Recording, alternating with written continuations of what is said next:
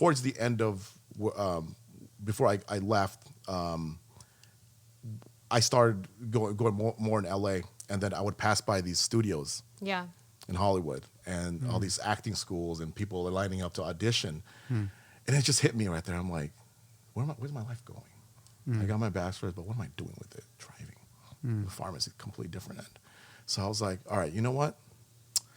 All right, let's just play it out, and let's see what you know, where I can go with this. And then one day, or as the days go by, I remember, you know, going to hospice pharmacy. I'm sorry, working as a hospice. A lot of these patients that you deliver to, they're not going to make it, right?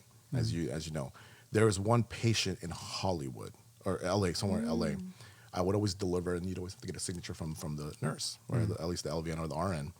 And there's this one gentleman. He'd always just look. It was a facility. He'd always look out the window, and I'm like, you know, whenever I'm here, I asked the nurse, whenever I'm here, I'm always seeing him look out the window, like what's going on, you know, like I'm just kind of curious. You don't have to tell me because you know I know there's laws about it. She's like, yeah, he. Long story short, he regret his life, right? And I was like, wow, okay. I was like, I don't want to be that guy that, you know, regrets not doing something. And, you know, more days as go by, I'm passing by LA looking at these studios, and I just remember teared up one time, you know, driving. I'm like, man, what am I doing?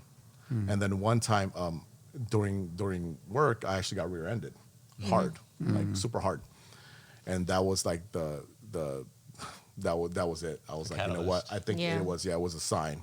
And I believe in God. I was like, that was a sign from God. And I'm like, you know what? This is it. Like, I've got to do something else.